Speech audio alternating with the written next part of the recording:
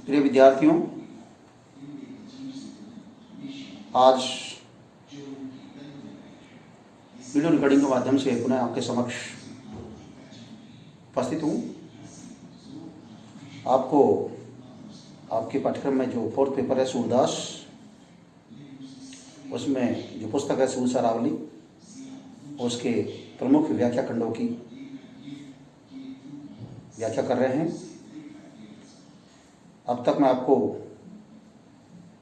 जो व्याख्यान दिया है उनमें भगवान श्री कृष्ण के द्वारा खेलते खेलते ब्रजमंडल में होली खेलते खेलते इस सृष्टि की रचना करने वाली इस जो स्थिति है उस पर व्याख्यान दे चुका हूँ। उसी से आगे जो पद है उस पर हम व्याख्यान देने जा रहे हैं, चिंतन कर रहे हैं, अनुशीलन कर रहे हैं। तो आप ध्यान से सुनिएगा। पाछे पृथु को रूप हरि लीनो, नाना रस धुई काढ़े, ताप रचना रची विधाता बहुविध जतनी बाढ़े, रची नवखंड दीप सातो मिली, कीनो होरी समाज, वन उपवन पर्वत बहु फूले, सब बसंत को साज। जैसा कि आपको मैं पूर्व में बतला चुका हूं कि भगवान श्री कृष्ण ने ब्रजमंडल में होली खेलते खेलते इस सृष्टि का विस्तार किया, सृष्टि की रचना की। उसी क्रम में साहित्यकार यह वर्णन करते हुए कह रहा है कि पाछे पृथु को रूप हरि लीनो, बाद में यानी पाछे यानी बाद में पीछे पृथु रूप धारण करके गोरू पृथ्वी से प्रभु ने सारे रस दोहन किए और नाना रस दुही काढ़े, और उसने विभिन्न प्रकार के रसों का दोहन किया, यानी दुही मानी दुहे। तापर रचना रची विधाता, तापर मानी बाद में या उसके पश्चात विधाता ने, परमात्मा ने सृष्टि की रचना की। बहुविध जतनी बाढ़े, बहुविध मानी बहुत प्रकार से उसने जतन पूर्वक इस सृष्टि की रचना की, जिसमें क्या क्या किया। रचित नवखंड दीप सातो मिली, कीनी होरी समाज। उसने इस सृष्टि पर 9 खंडों की और 7 दीपों की यानी 7 महादीपों की रचना की। मिली कीनो होरी समाज, और इतना ही नहीं बल्कि वन उपवन पर्वत बहु फूले, इसके पश्चात या उनके ऊपर बहुत से वन, उपवन, पर्वत और बहुत से बाग बगीचे जो कि बसंत की तरह महकते हुए नजर आते हैं, उन और बसंत की महक के समान वे सजे हुए सजीले नजर आते हैं। उनके रूप में भगवान श्री कृष्ण ने पृथ्वी पर इस प्रकार से रचना की। तो इस पद के माध्यम से उन्होंने रचना के क्रम में ही, सृष्टि की रचना के क्रम में ही अपने विचार अभिव्यक्ति की है। वैसे हमारे यहाँ वैज्ञानिक जो मान्यता है वो अलग है, और साहित्यकारों या हमारी जो पौराणिक मान्यताएं हैं, लौकिक मान्यताएं हैं, वो अलग हैं। वो वैज्ञानिक मान्यताओं से किसी भी प्रकार से मेल नहीं खाती हैं, लेकिन फिर भी हमारी जो चली आ रही है पौराणिक आख्याएं, उनको हमें जानना, उनको समझना जरूरी है। इसी क्रम में सूरदास ने भी इस पद्य में सृष्टि की रचना के विषय में अपने भाव प्रकट किए हैं। नेक्स्ट पद है, दानव देव लड़े आपस में, कीनो युद्ध प्रकार, विविध सहस्त्र छूटत पिचकारी, चलत रुद्र की धार, दीने मार असुर हरि ने, तब देवन दीनो राज, एकन को फगवा इंद्रासन, इक पाताल को साज। जब सृष्टि की रचना हो गई, उसके बाद में इस सृष्टि पर देवता और राक्षसों के बीच में युद्ध हुआ। उसी युद्ध के दौरान जो क्रियाकलाप हुआ उसका इसमें विवेचन किया जा रहा है, व्याख्या की जा रही है। क्या की जा रही है? दानव देव लड़े आपस में, अर्थात साहित्यकार कहना चाह रहे हैं कि सृष्टि की रचना के क्रम में ही देवताओं और दानवों का पारस्परिक युद्ध हुआ। कीनो युद्ध प्रकार, यह युद्ध भी हरि लीला के रूप में हुआ। विविध सहस्त्र छूटत पिचकारी, आरंभ में हरि लीला को होली रूप कहा गया था। होली के खेल भी रंगारंग युद्ध होता है, अर्थात होली का जो एक खेल होता है उसमें जो रंग पिचकारी खेलते वक्त जो जिस रूप में उसको खेला जाता है वो एक तरह से रंगारंग का एक युद्ध होता है। चलत पिचकारी चलत रुधिर की धार, अर्थात पिचकारी से जो रंग निकलता था उसको देख के ऐसा लग रहा था जैसे खून की धार निकल रही हो। अर्थात भगवान श्री कृष्ण के द्वारा ब्रजमंडल में जो होली का खेली जा रही थी, जो होली धुलंडी खेली जा रही थी, उसके उनके द्वारा जो पिचकारी के माध्यम से रंग फेंका जा रहा था उसको देख के ऐसा लग रहा था जैसे कोई खून की धार बह रही हो।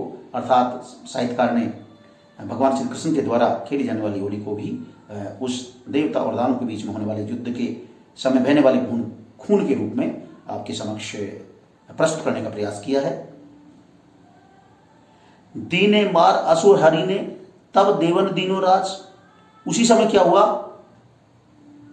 कि दोनों ओर से तीर रूप पिचकारियां चली, खून की धारें निकली, सब में शरीर लाल हो गए, यानी सबके शरीरों से रुधिर निकलने लगा। और होली खेल के बाद ब्रज में फगुआ होता है। अच्छा, ब्रज मंडल में एक फगुआ एक उत्सव के रूप में होता है, यानी दीने मार असुर हरि ने तब देवन दीनो राज, एकन को फगुआ इंद्रासन इक पाताल को साज। तो भगवान श्री कृष्ण ने क्या किया, फगुआ से तात्पर्य खेलने वालों के वस्त्रादि उपहार देने से है।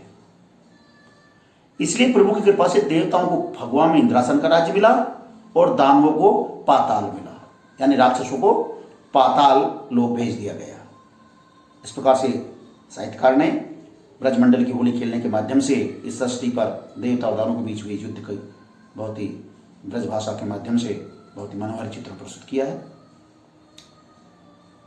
नेक्स्ट पद है, विद्याधर गंधर्व अप्सरा गान करत सब ठाडे, चारण सिद्ध पड़त वृदावली ले फगुआ सुख बाडे, चंद्रलोक दीनो शशि को तब फगुआ में हरि आप, सब नक्षत्र को राजा कीनो शशि मंडल में छाप।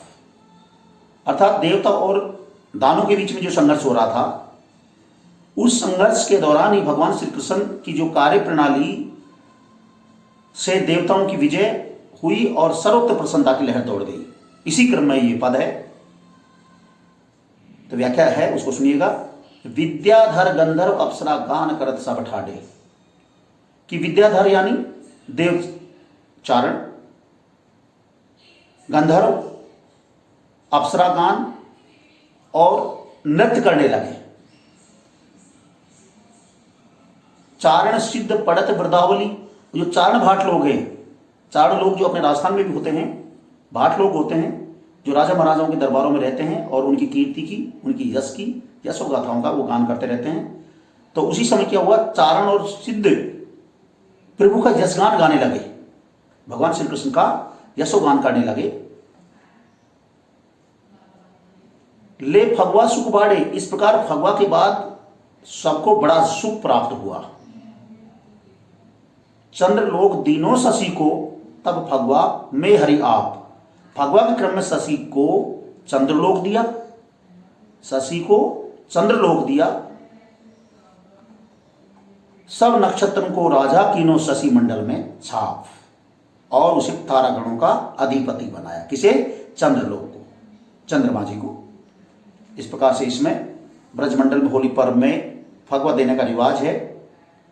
उस रिवाज को महाकवि सूर ने आध्यात्मिक स्वरूप प्रदान कर सारे प्रसंग को रूपक तत्व के में बदल करके कलात्मक बना दिया है। अगला जो पद है, मंगल बुध शुक्र अरु शनि अरु राहु केतु ग्रह जान, रवि अरु शशि सभिन को फगुआ दीनो चतुर सुजान, अतल वितल अरु तलातल और महातन जान, पाताल रसातल मिलके सातो भुवन प्रमाण, संगरसन को धाम परम रुचि तह राजत निज वीर, शेष नाग ताके तर कूरन बसत महाधन तीर। इला भरत और किम पुरुषा क्रू और हरिवर्ष के तुमाल हृणामय रमनक भद्रासन भरत खंड सुखपाल सातों दीप कहे सुखे मुनि ने सोही कहत अब सूर जम्बू पलच कौच साख सालमली कुश पुष्कर भरपूर। इस पद में ब्रजभाषा के सम्राट कवि सूरदास जी ने ब्रह्मा जी द्वारा सृष्टि की रचना तथा होली खेल प्रभु यानी भगवान श्री कृष्ण श्री हरि के द्वारा की गई हरि लीला का सविस्तार से वर्णन किया है। बहुत अच्छा मनोहारी वर्णन किया है। किस प्रकार से किया है?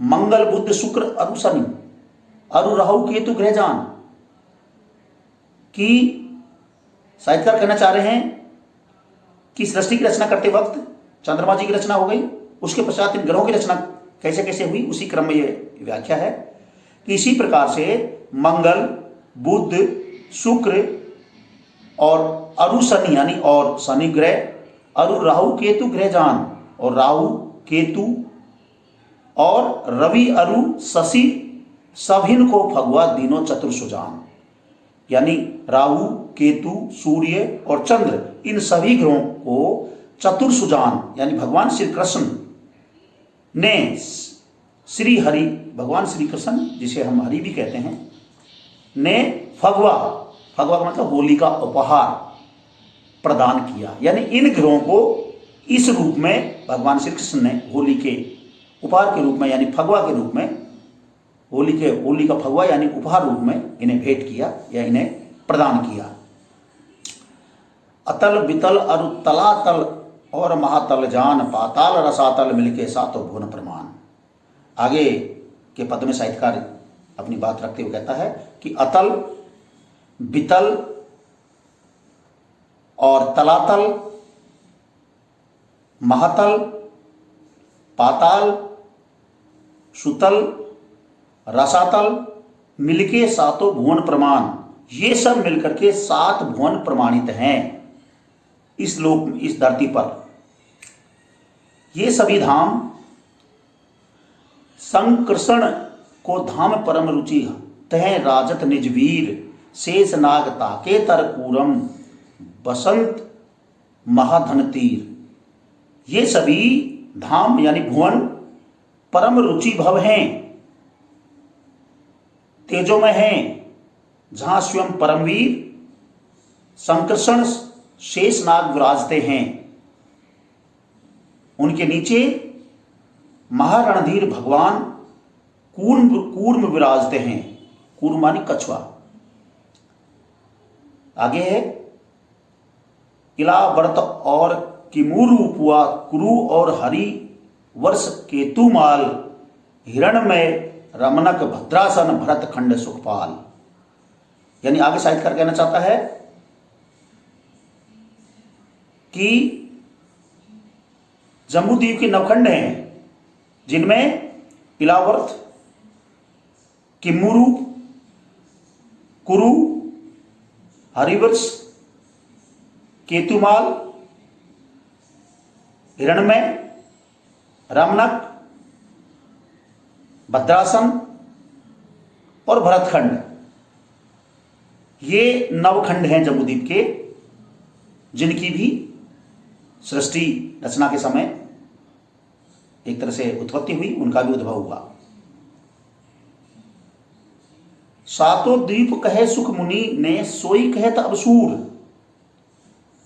सूरदास जी आगे अपने विचार प्रकट करते हुए कहते हैं कि मुनि सुखदेव ने सातों द्वीपों का वर्णन किया है। श्रीमद् भागवत के प्रथम स्कंद 16वें से 20वें अध्याय तक उन्हीं का अब सूरदास वर्णन कर रहे हैं। जम्बू पलच कौच साख साल मणि कुश पुष्कर भरपूर का वर्णन कर रहे हैं। और वर्णन कैसे है? ये 7 द्वीप कौन कौन से हैं? जम्बू, पलच, क्रौच, शाख, शालमणि, कुश और पुष्कर। इस प्रकार से साहित्यकार ने सृष्टि की रचना के विस्तार का वर्णन करते हुए अपनी बात रखी है। अगला जो पद है, आगे जो पद हैं वो भगवान श्री कृष्ण के द्वारा जो अवतार लीला की गई थी उससे संबंधित हैं। अपने अपने स्थान पर तब भगवा दियो चुकाए, जब जब हरि माया ते दानव प्रकट भये हैं आए, तब तब हरि अवतार कृष्ण ने कीनो असुर संहार, 124 रूप निज कहियत वर्णन करत विचार। इस पद में महाकवि ब्रजभाषा के सम्राट कवि सूरदास जी ने 24 जो अवतार ग्रहण किए हैं उनकी सूचना का इसमें एक सूचना की एक झलक है या उसी की इसमें व्याख्या है। कैसे? अपने अपने स्थान पर तब फगवा दियो चुका है। इस प्रकार सभी को अपने अपने स्थानों पर श्री कृष्ण ने फगवा चुका दिया है, यानी होली हरि लीला का उपहार दे दिया। भगवान ने एक तरह से जो अभी अपन जो वर्णन कर रहे थे ऊपर, उन सभी का या उन सभी को फगवा के रूप में सभी को होली के उपहार के रूप में, भेंट के रूप में सभी को प्रदान किया। जब जब हरि माया ते दानव प्रकट भये हैं आए, जब जब भगवान की माया से दानव प्रकट हुए यानी राक्षस प्रकट हुए और उन्होंने अत्याचार किए, तब तब क्या हुआ इस सृष्टि पर? तब तब धरि अवतार कृष्ण ने कीनो असुर संहार। जब जब भी पृथ्वी पर राक्षसों का बोलबाला बढ़ा, राक्षसों ने अपना तांडव नृत्य करना शुरू किया, तब तब ही क्या हुआ?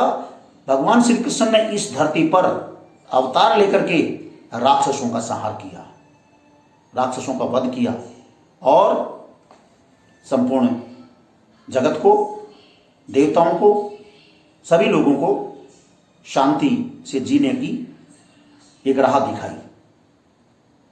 124 रूप निज कहियत वर्णन करत विचार। इन 24 अवतारों का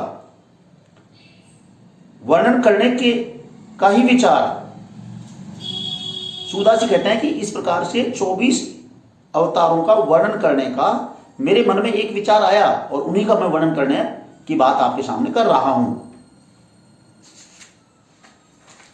नेक्स्ट पद है वराह अवतार। अब जो अवतार हुए हैं, अवतार लीलाएं हुई हैं, कौन कौन सा? तो सबसे पहले जो हम वर्णन कर रहे हैं आपके समक्ष वह है वराह अवतार।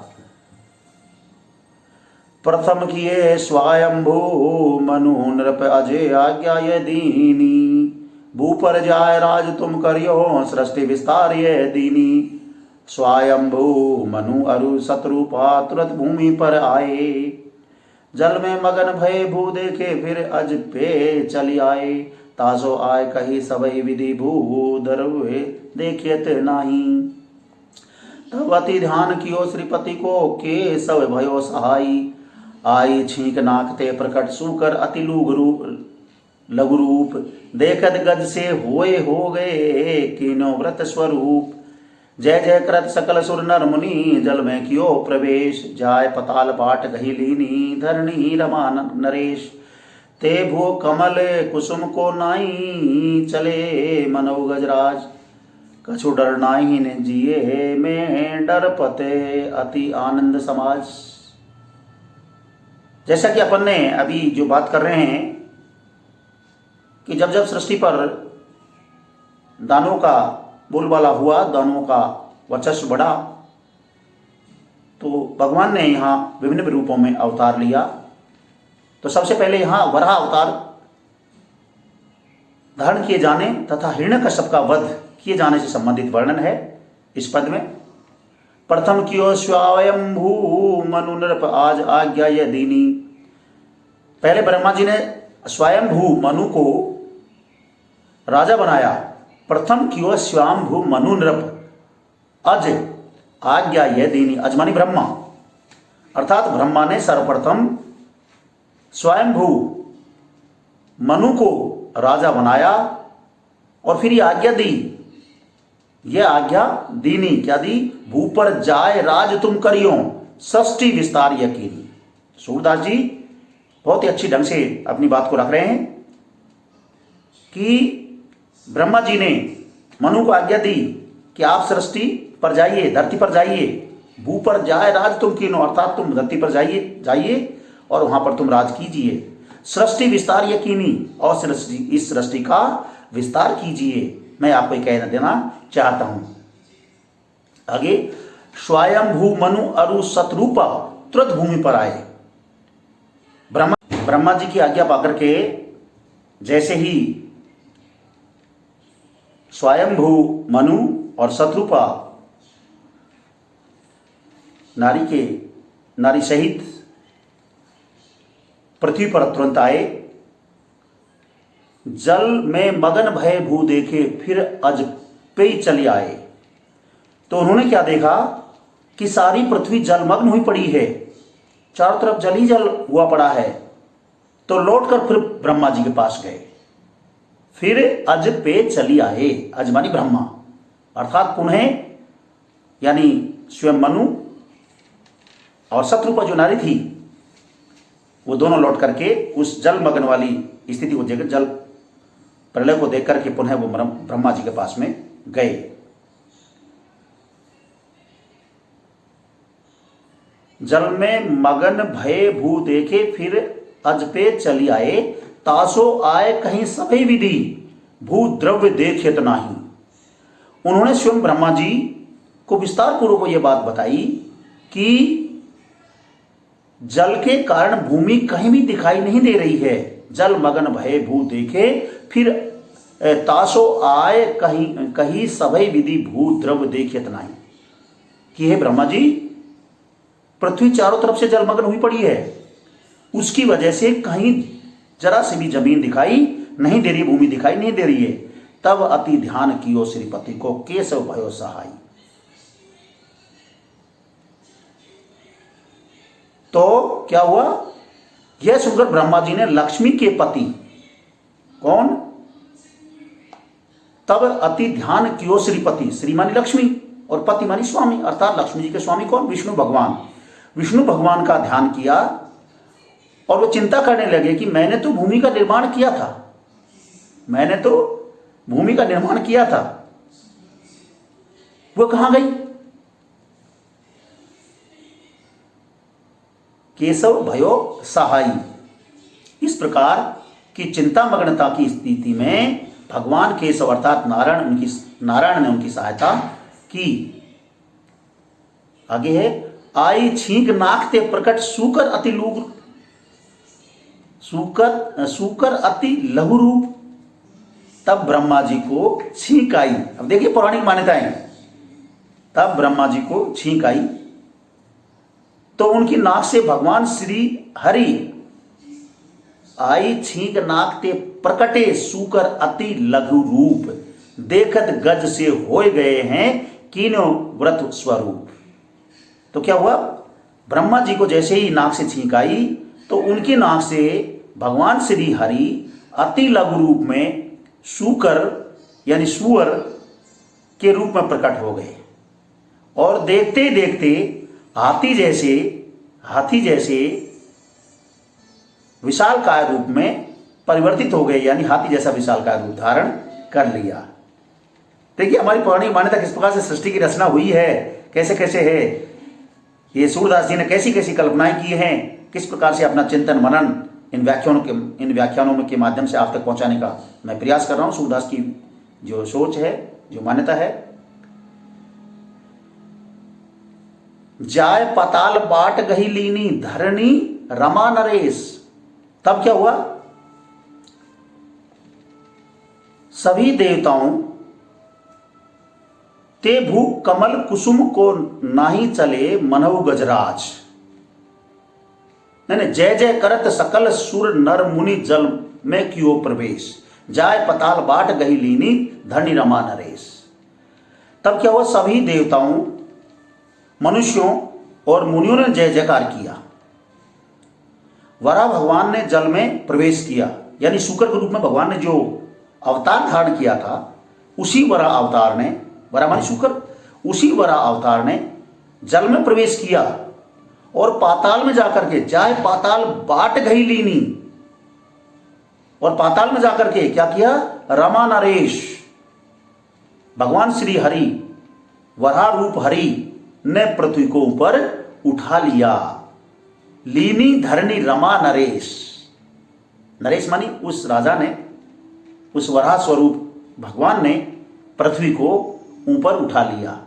तो हमारी पौराणिक मान्यता है कि ये पृथ्वी वराह के ऊपर यानी शूकर की पीठ के ऊपर टिकी हुई है। अलग अलग मान्यता है, जैसे कि ये तो पहले अवतार की बात चल रही है। ते भू कमल कुसुम को नाही चले मनव गजराज, पृथ्वी को कमल के पुष्प की भांति उठाकर गजराज की भांति मस्त चाल से चले। कछु डर नाही ने जिए में डरपत अति आनंद समाज। आगे साहित्यकार कहना चाह रहे हैं कि उनके हृदय में, यानी वराह अवतार शूकर, जिसको वराह अवतार के रूप में यहां बात की जा रही है, उनके हृदय में किसी प्रकार की कोई आशंका नहीं थी, कोई डर नहीं था, कोई भय नहीं था। डरपत अति आनंद समाज, समाज सूर नर मुनि में बड़ा आनंद हुआ। अर्थात इस प्रकार की वराह अवतार के द्वारा इस प्रकार पृथ्वी को अपने ऊपर उठा करके जो स्थिति बनाई, उसको देख करके सूर्य यानी देवता लोग, मनुष्य लोग और मुनि लोग बहुत प्रसन्न हुए, यानी चारों तरफ एक आनंद का वातावरण छा गया। इस प्रकार से साहित्यकार महाकवि सूरदास इस सृष्टि की रचना और उसके बाद में अवतार लीलाओं का वर्णन करते हुए चल रहे हैं, जिसमें सबसे सर्वप्रथम हमने वराह अवतार लीला का वर्णन आपके समक्ष पेश किया, प्रस्तुत किया। नेक्स्ट जो पद है कि जोगी साधु सनकादिक चारों गए हरि के निज लोक, कीने क्रोध मनई जब कीने दियो साप अति शोक। जय अरु विजय असुर योनिन को भय तीन अवतार, तिन में प्रथम लियो कश्यप ग्रह दीति की कोख मजार। इस पद, यह प्रसंग भी वराह अवतार से संबंधित ही है। सूरदास जी ने वराह अवतार का वर्णन करते हुए लिखा है कि ब्रह्मा जी की छींक से शूकर के रूप में बदल गई, शूकर पैदा हुआ, और इस अवतार के हो जाने पर सभी सुर नर और मुनि ने जय जयकार किया, और वराह भगवान ने जल में प्रवेश किया तथा पाताल में जाकर उन्होंने पृथ्वी को उठा लिया, जैसा ऊपर वाली व्याख्या से हम स्पष्ट कर चुके हैं। इस व्याख्या में जो साहित्यकार कहना चाह रहा है कि जोगी साधु सनकादिक चारों गए हरि के निज लोक, ब्रह्मा जी ने सनकादि चारों भाइयों, या जिनको कई जगह ब्रह्मा के चार मानस पुत्र माना गया है, सनकादि का मतलब होता है ब्रह्मा के चार, कई जगह इनको ब्रह्मा के चार भाई बताया गया है, और कई स्थानों पर इनको ब्रह्मा के चार मानस पुत्र बतलाया गया है। कौन? सनकादि को। सनकादि कौन कौन है? सनक, सनंदन, सनातन और सनत कुमार, ये ब्रह्मा के चार मानस पुत्र बताए गए हैं, और कई जगह इनको ब्रह्मा के चार भाई बतलाए गए हैं। तो क्या हुआ? जय अरु जोगी साधु सनकादिक चारों गए हरि के निज लोक, यानी ब्रह्मा जी ने सनकादिक चारों भाइयों या ब्रह्मा के चारों मानस पुत्रों, जिनको मैंने आपको अभी बतलाया, सनक, सनंदन, सनातन, सनत कुमार को पहले उत्पन्न किया, और उसने कहा कि तुम जाकर के सृष्टि का विस्तार करो। ये योगी थे, उन्होंने स्पष्ट इनकार कर दिया कि वे माया मोह में नहीं पड़ेंगे, क्योंकि योगी थे इसलिए ने मना कर दिया था कि हम सांसारिक माया मोह में नहीं पड़ना चाहते। इस प्रकार सृष्टि विस्तार में योग नहीं देंगे, यानी अपनी भूमिका नहीं निभाएंगे। कीने क्रोध मने जब कीने त्यो साप अतिशोक। तो क्या हुआ? ब्रह्मा जी मन ही मन में बहुत ज्यादा क्रोधित हुए, और उन्होंने इन सभी को कीने क्रोध मने जब कीने दियो साप अतिशोक। तो ऐसा सुनकर के ब्रह्मा जी को बहुत क्रोध आया, और उन्होंने क्रोध से ही असुर योनि की उत्पत्ति हुई। ऐसा कहते हैं ब्रह्मा जी के क्रोध के कारण ही असुरों की उत्पत्ति हुई। और असुरों की उत्पत्ति की यह कथा भी है कि सनकादि चारों भाई भगवान के दर्शन के लिए पहुंचे थे। उनके द्वारपाल जय यानी जय और विजय असुर योनिन को भये 3 अवतार।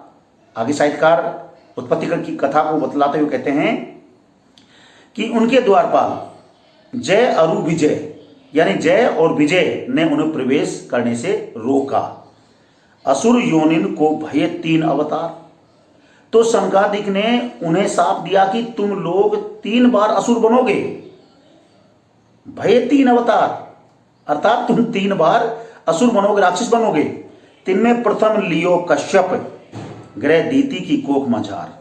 इसके फलस्वरूप कश्यप ऋषि के घर में उनकी पत्नी दिति की कोख से दैत्यों की उत्पत्ति हुई। एक ये भी मान्यता है। इस प्रकार से मैं ये कहना चाहूंगा कि सूरदास जी बहुत ही अनुभवी, सूझबूझ वाले, पौराणिक कथाओं के ज्ञाता या पौराणिक कथाओं का सहारा लेकर के अपने पदों की सृष्टि की है और उसी से संबंधित मैं आपके समक्ष व्याख्या कर रहा हूं। असुरों की उत्पत्ति किस प्रकार हुई, इसका कथन इन दोनों पदों में हमें देखने को मिला है। असुरों की उत्पत्ति भगवान के अवतारों का कारण ही है। भगवान वराह ने हिरण्यकश्यप असुरों को मारा था, अतः उसके मारे जाने से पूर्व उसका वर्णन दिया गया है। अगला जो पद है, प्रथम भयो हिरण्याक्ष महाबल जिन जीते लोकपाल। नारद सीख गयो सूकर पे देखो रूप विकराल। सहस बरस लो जल में जूझे क्यों धनुज संहार। पाछे आप भूमि को थापी क्यों यज्ञ विस्तार। इसमें भी वराह अवतार वाले प्रसंग में ही आगे कथा बढ़ रही है कि हिरण्यकश्यप के वध से संबंधित थोड़ा सा उल्लेख है कि प्रथम भयो हिरण्याक्ष महाबल जिन जीते लोकपाल। कि असुरों ने सर्वप्रथम महाबली हिरण्यकश्यप, असुरों में महाबली हिरण्यकश्यप हुआ। उसने सभी लोकपालों को जीत लिया था, यानी सभी इस सृष्टि के राजाओं को उसने जीत लिया था। नारद सीख गयो सूकर पे देखो रूप विकराल। तो नारद ने उसे सीख दी, नारद ने उसे शिक्षा दी कि तू वराह भगवान से लड़। देखो नारद तो नारद ही है, इधर से उधर बढ़ाने में बहुत माहिर है।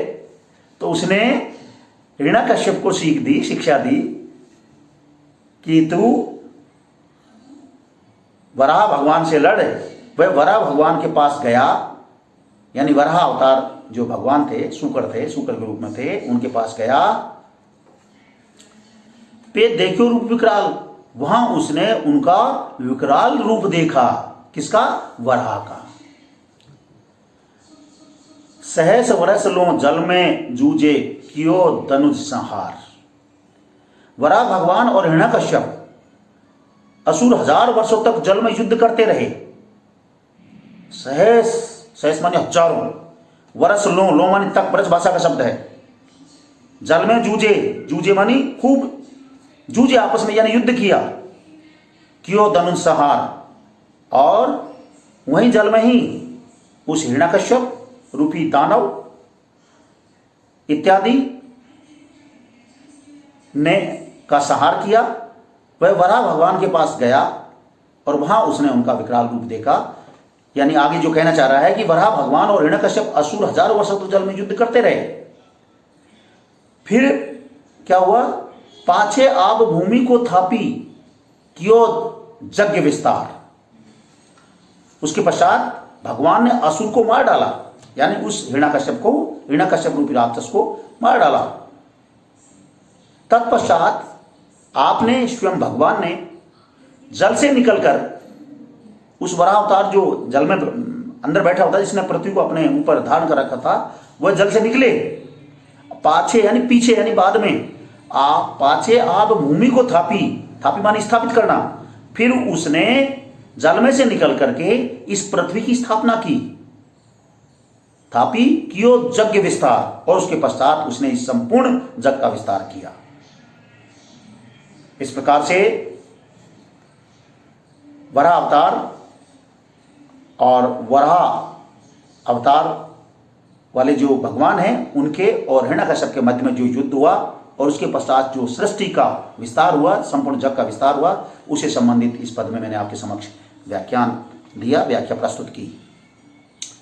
अगला जो पद है, स्वयंभू शत्रुपा तनया कहियत तीन प्रणाम, आकुति देवहूति और परसूति चतुर सुजान। परसूति दही दक्ष प्रजापति तिन की सती सयान, सो दीनी महादेव देव को अति सानंद सुजान, तजो दे अपमान पाए के बहुरी दक्ष ग्रह जाई, पाति व्रत ही धर्म जब जान्यो बहुरो रुद्र बिहाई। अब यहां इस पद में जैसा कि आपको बताया था कि मनु और शत्रुपा जो जोड़ा था उनको सृष्टि का विस्तार करने के लिए भेजा था ब्रह्मा जी ने। मनु और शत्रुपा की जो संततियां हैं, जो उत्पत्ति है, उसी का यहां पर सविस्तार वर्णन किया जा रहा है कि स्वयंभू शत्रुपा तनया कहियत तीन प्रमाण, कि स्वयंभू मनु, स्वयंभू यहां जो शब्द आ रहा है स्वयंभू यानी मनु, और शत्रुपा नारी, शत्रुपा की 3 पुत्रियां हुई, तन्या मानी पुत्री, कहियत 3 प्रमाण, कौन कौन सी हुई? आकुति देवहूति और परसूति चतुर सुजान, यानी आकुति देवहूति और परसूति, ये तीनों कन्याएं बहुत ही चतुर और विदुषी थी। सुजान मानी विदुषी, परसूति दई दक्ष प्रजापति। अब आगे इनका कहां क्या क्या हुआ, कैसे कैसे विवाह हुआ, उसके विषय में वर्णन किया जा रहा है कि प्रसूति दक्ष प्रजापति को दी गई यानी ब्याही गई। तिनकी सती शयान, उनकी सती नाम की श्यानी पुत्री हुई। सो दीनी महादेव देव को अति आनंद सुजान, और उस सती नाम की पुत्री को देव को देव अर्थात महादेव को दिया गया, यानी विवाह किया गया, और जो अति सुंदर थी वो बहुत ही आनंदित हुए। सो दीनी महादेव देवन को अति सानंद सुजान, अर्थात सती को पाकर के स्वयं महादेव जी देवों के देव बहुत ही प्रसन्न हुए। तजो देह अपमान पाए के बहुरी दक्ष ग्रह जाई, फिर क्या हुआ कि सती ने दक्ष के घर बिना बुलाए जाकर वहां अपमान पाया, अर्थात अपमानित हुई। फिर पतिव्रत धर्म को ध्यान करके